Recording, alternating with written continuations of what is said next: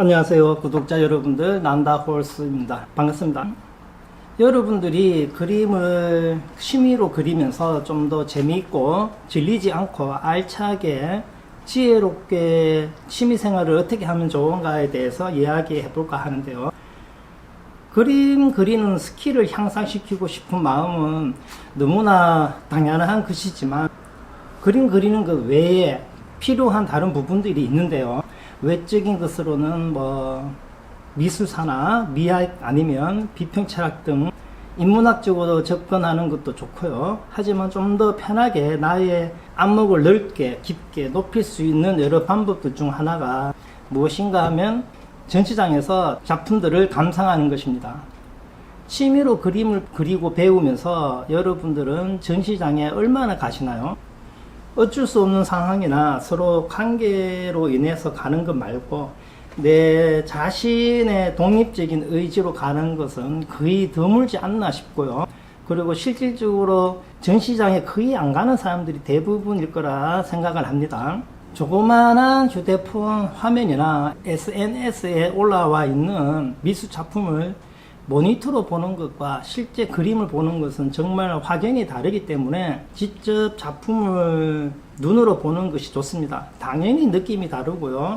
보고 나오면 마음이 좀 안정된 느낌이나 시 몇 편 읽은 듯한 감정이 다가올 수 있습니다. 그런데 미술대전, 공모전, 침묵적인 단체전, 아트페어 같은 전시는 그렇게 추천하고 싶지는 않습니다. 그렇다고 해서 가지 말라는 소리는 아니에요. 그냥 예술성, 작품성, 작가의 정신적 신념에 기대를 하기에는 좀 무리가 있다는 것이고, 여기에 대해서는 이야기가 길어질 수 있기 때문에 다음에 기회가 된다면 설명하겠습니다. 그래서 웬만하면 개인이 혼자 하는 개인전에 가보는 것이 더 좋다고 이야기를 하고 싶습니다. 한 공간에서 한 화가의 작품을 감상하고 그 작가의 작품 성향을 여유 있게 볼 수도 있고, 작가의 시간에 따른 작품 흐름을 파악하고 작품 세계의 신념 또는 정신도 엿볼 수 있는 좋은 기회가 될 수 있기 때문에 개인전을 자주 가는 것을 추천을 하는데요.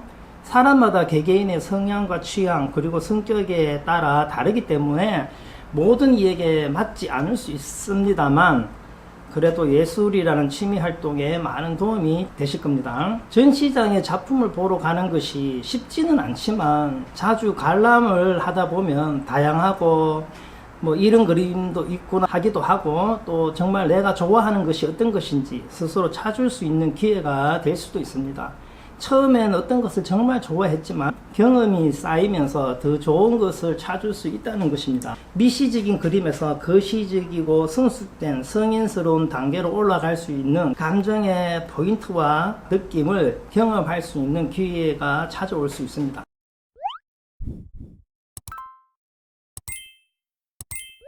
사람들이 많이 관람할 수 있는 곳은 쉽게 갈 수 있지만 일반인들이 잘 갈 수 없는 갤러리에 혼자 가기가 좀 불편하고 부담스러워 하시는 분들이 있는데요.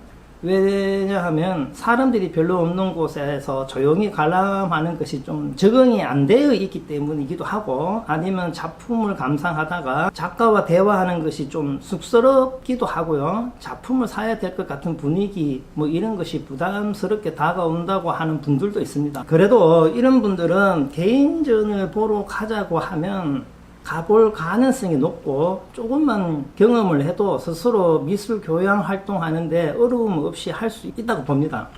하지만 한번 해볼까 하는 마음적인 시간에 여유도 없이 그럴 시간이 전혀 없다고 하거나 그런 곳에 가는 것을 귀찮아하는 분들은 사실 어떻게 해야 한다는 방법적으로 할 말이 없습니다.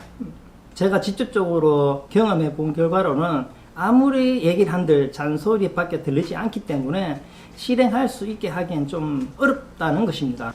그렇지 않는 분들도 있지만 대부분 그렇다는 얘기예요. 1년에 단 하루 서너 시간도 개인적 시간을 낼 수 없다고 말하는 것은 마음이 없다고 봐야겠죠.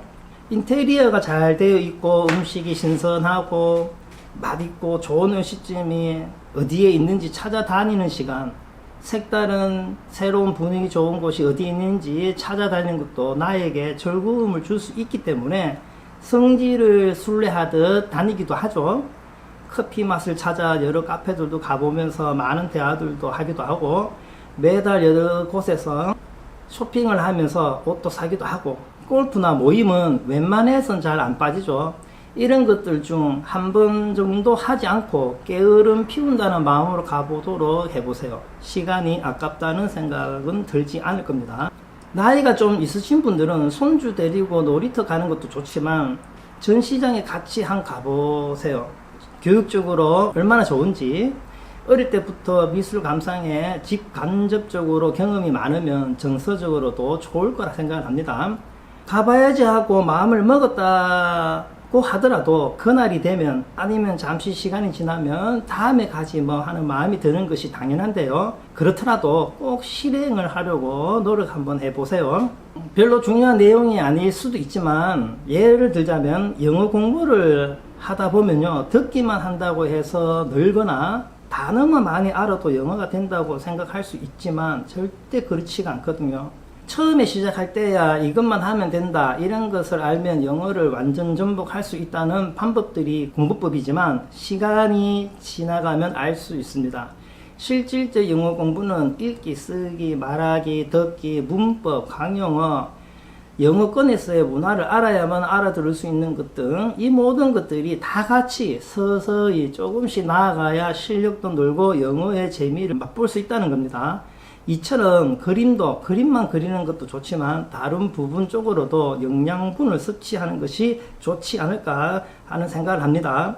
전시장에서 좋은 작품을 찾아서 그림 앞에서 행복한 사람이 될 수 있는 감상을 한번 해보세요. 네, 오늘 이렇게 짧은 내용을 가지고 한번 이야기해 봤네요. 감사합니다.